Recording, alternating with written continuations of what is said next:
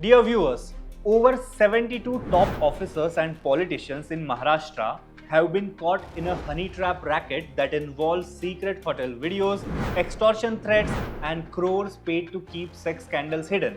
These powerful people who run your cities, sign your files, and decide your policies were too busy getting blackmailed in hotel rooms while you were stuck in pothole traffic, paying your taxes, and trying to survive inflation. This is not just another scandal, this is a mirror showing how weak and compromised the corridors of power in Maharashtra have become. Hello, I am Tejas and you're watching Lokmat Times. If you believe politicians and bureaucrats should be held accountable, hit that subscribe button and tap the bell icon. Because today we are breaking down the sensational Maharashtra honey trap scandal in detail. Here is what is going on. This scandal isn't just about one or two individuals caught in an affair. According to multiple reports and statements raised in the Legislative Assembly, over 72 high-ranking officials including IAS officers, Class 1 officers, senior police officers, and both former and possibly current ministers are caught up in this mess. The network behind this operated out of Nashik and extended its reach to Mumbai, Pune, Thane, and other major cities. Women, often introduced through social circles, political events, or under the pretext of seeking help, approach these officials and politicians, build trust with them, and led them into hotel rooms where hidden cameras were installed. During these private meetings, videos and photographs were secretly recorded, sometimes capturing explicit acts, sometimes recording just enough to destroy reputations. Once these powerful men were compromised, the blackmail calls began. The demands were blunt: pay up or the video would be leaked. Pay up or face false rape charges. Pay up or risk your family seeing your secrets on every screen. Some paid a few lakhs, while others reportedly paid as much as 3 crore rupees to keep these tapes buried. At least one senior officer, unable to handle the pressure, attempted to take his own life. And you might be thinking, it's their personal business, why should I care? Here is why you should. These are not just random individuals. These are the people who are supposed to be governing your state and making decisions about your life. If they are busy getting blackmailed over personal scandals, how can they possibly make fair, independent decisions? It gets worse.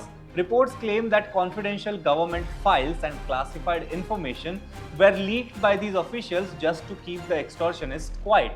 In simple terms, state secrets were traded to protect personal reputations, putting the security of Maharashtra at risk to protect the private lives of few. The scandal has shaken Mantralaya, the state's administrative headquarters in Mumbai, and exploded in the Maharashtra Legislative Assembly when Congress MLA Nana Patole raised the issue on the floor of the House, waving pen drive and claiming it contained videos that could blow the lid off the entire racket.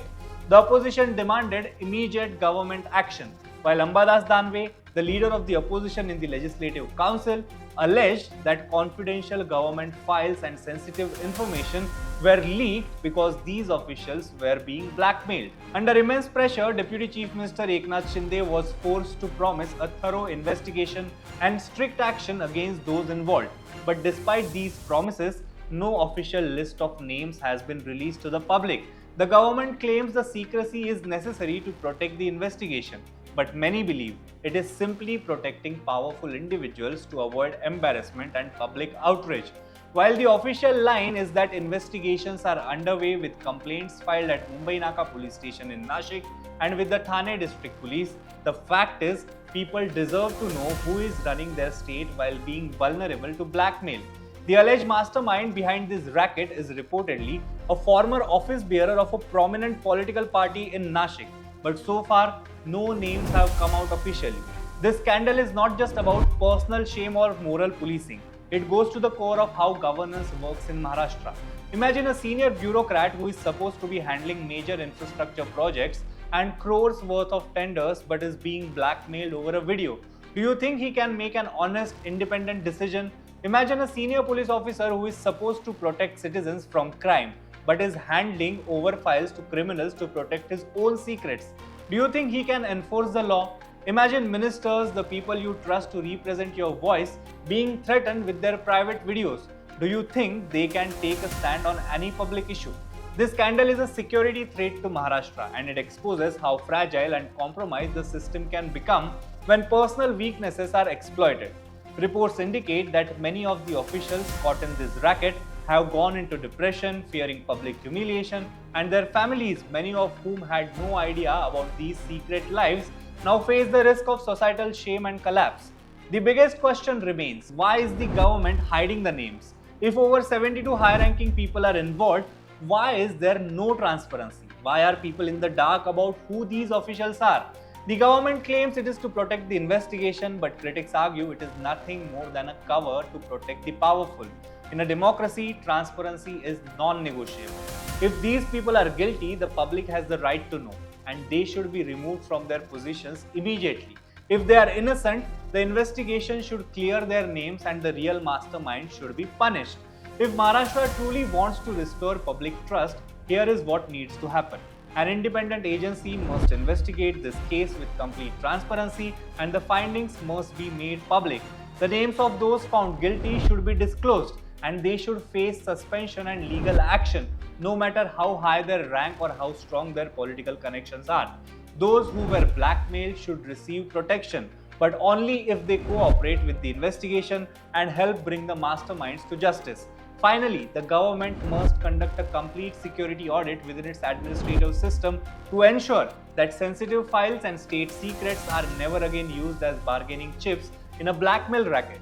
At the end of the day, Maharashtra cannot afford to have its administration held hostage by sex scandals and blackmail rackets, while citizens are left to deal with daily struggles, potholes, inflation, and a system that does not serve them. This Honeytrap scandal is a test of Maharashtra's political and administrative integrity.